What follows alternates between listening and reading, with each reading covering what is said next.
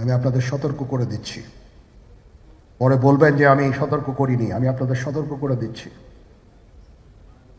আপনারা যদি নিজেদের মধ্যে ভেদাভেদ ভুলে একসাথে কাজ না করতে পারেন, নিজেরা যদি কাদা ছোড়াছুড়ি করেন, মারামারি কাটাকাটি করেন, এই দেশ এবং জাতির স্বাধীনতা সার্বভৌমত্ব বিপন্ন হবে। আমি আজকে বলে দিলাম, নাইলে আপনারা বলবেন যে আমি আপনাদের সতর্ক করিনি। আমি সতর্ক করে দিচ্ছি আপনাদের। আমার অন্য কোনো আকাঙ্ক্ষা নাই। আমার একটাই আকাঙ্ক্ষা, দেশ এবং জাতিটাকে একটা সুন্দর জায়গায় রেখে ছুটি করা। I had enough. Was last 7-8 months I had enough. আসসালামু আলাইকুম। আজ সেনাপ্রধান জেনারেল ওয়াকারুজ্জামানের দেওয়া বক্তব্য পুরোপুরি মনোযোগ দিয়ে শুনেছি। কেউ কেউ তার দেওয়া বক্তব্যের সমালোচনা করছেন, আবার কেউ কেউ প্রশংসা করছেন। তবে তিনি আজ যা বলেছেন তার মধ্যে তার দুটি কথার সাথে আমি পুরোপুরি একমত, যা আমি 5ই আগস্টের পর থেকেই বলে আসছিলাম, আর তা হলো ঐক্যবদ্ধ থাকা। তবে তিনি পিলখানা হত্যার ব্যাপারে যা বললেন সে ব্যাপারে আমি একমত হতে পারলাম না। সে ব্যাপারে আমি দ্বিমত পোষণ করছি। পিলখানা হত্যা ছিল একটি ভারতীয় প্রেসক্রিপশনে একটি পরিকল্পিত হত্যাকাণ্ড। সুতরাং পিলখানা হত্যার ব্যাপারে আমি তার বক্তব্যের সাথে একমত হতে পারলাম না। পিলখানা হত্যা ছিল একটি পরিকল্পিত হত্যাকাণ্ড। আর 5ই আগস্টের পরে শত শত অপরাধীরা ক্যান্টনমেন্টে আশ্রয় নিয়েছিল। তারা নিরাপদে কিভাবে সরে গেল, কিভাবে ছাড়া পেল, সেটা একটা প্রশ্ন। এটা তো জাতি আশা করেনি। জাতি তো এটি আশা করেনি। জাতি এদের বিচার চেয়েছিল। তিনি তার আজকের বক্তব্যে আইন শৃঙ্খলা পরিস্থিতি খারাপ হওয়ার কারণ ও জনগণের মধ্যে হানাহানি, কাটাকাটি, মারামারি, বিভেদ বিভাজন সৃষ্টির কথা বলেছেন। তিনি বুঝাতে চেয়েছেন যে ঐক্যবদ্ধ না থাকলে বিভেদ বিভাজন সৃষ্টি হলে অপরাধীরা সুযোগ পাবে আর আইন শৃঙ্খলা পরিস্থিতি খারাপ হবে। হ্যাঁ, এটি 100% সত্যি কথা, 100% সত্যি কথা। তবে 5ই আগস্টে এই সেনাপ্রধান ওয়াকারুজ্জামানের অনেক বড় ভূমিকা ছিল। এই সেনাপ্রধান ভারতের প্রেসক্রিপশনে শেখ হাসিনার কথাই যদি চলতেন, শেখ হাসিনার কথা যদি ধরতেন, তাহলে সেদিন অগণিত লাশ পড়ত। কিছুই করার ছিল না। এখন অনেকে আবেগে অনেক কথা বলেন। হ্যাঁ, তার কিছু কিছু কাজের সাথে আমিও দ্বিমত, কিন্তু 5ই আগস্টে তার অনেক বড় ভূমিকা ছিল। সে জনগণের কাতারে দাঁড়িয়েছিল। অনেকে বলছেন সে না পারতে মাইনকার সিপাহি পড়ে সে সেদিন জনগণের কাতারে দাঁড়িয়েছিল। সে যেভাবেই দাঁড়াক সেদিন দাঁড়িয়েছিল। তার জায়গায় হয়তো যদি অন্য কেউ থাকতো, ভারতের প্রেসক্রিপশনে শেখ হাসিনার কথাই যা করার তাই করতেন। কিন্তু তিনি জনগণের কাতারে দাঁড়িয়েছিলেন।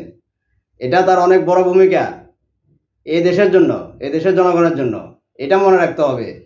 তবে তিনি 5ই আগস্টের পরে জনগণের মধ্যে, এই যে আমাদের মধ্যে ঐক্যবদ্ধ না থাকার কারণে এই যে কিছু কিছু কাজ করছেন, এগুলো ঐক্যবদ্ধ না থাকার কারণে করতে পারছেন, নয় পারতেন না।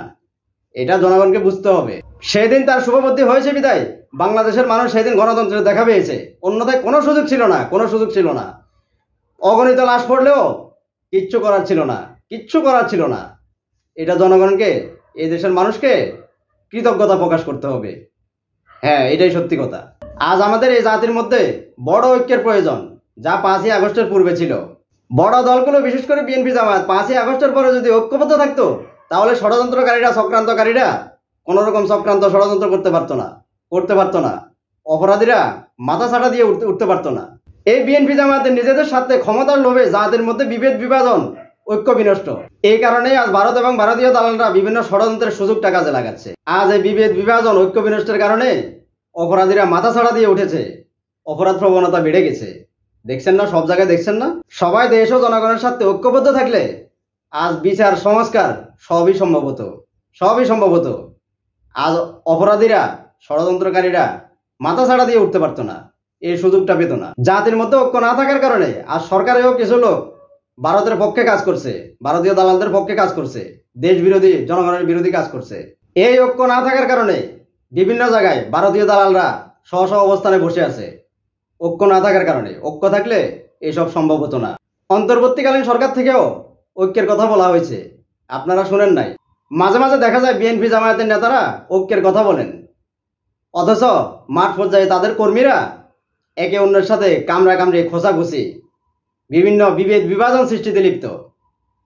এতে তো ঐক্য হয় না, এতে ঐক্য বিনষ্ট হয়, জাতির মধ্যে ঐক্য বিনষ্ট হয়। আর আলটিমেটলি আমাদের এই জাতির বিভেদ বিভাজন এবং ঐক্য বিনষ্টের সুযোগটা ভারত এবং ভারতীয় দালালরা ঠিকই কাজে লাগায়। সুতরাং আসুন, দল মত ধর্ম বর্ণ নির্বিশেষে দেশ ও জনগণের স্বার্থে সবাই একই প্ল্যাটফর্মে এসে সবাই ঐক্যবদ্ধ হন, দেশ ও জাতিকে বাঁচান। একটি স্বাধীন ও সার্বভৌম রাষ্ট্র গঠনে সবাই ঐক্যবদ্ধ হন। আমাদের জনগণ যেন ভোটের অধিকার ফিরে পায়, আমরা যেন ভারতীয় আধিপত্যবাদ মুক্ত, ভারতীয় দালাল মুক্ত, সন্ত্রাস দুর্নীতিবাদ মুক্ত একটি বাংলাদেশ গড়তে পারি, একটি নিরাপদ বাংলাদেশ গড়তে পারি, যে বাংলাদেশে আমরা সবাই মিলেমিশে একসাথে নিরাপদে বসবাস করতে পারি। সেই বাংলাদেশ আমরা দেখতে চাই, সুন্দর বাংলাদেশ আমরা দেখতে চাই। সবাই ভালো থাকবেন, সুস্থ থাকবেন। আল্লাহ হাফেজ। আসসালামু আলাইকুম।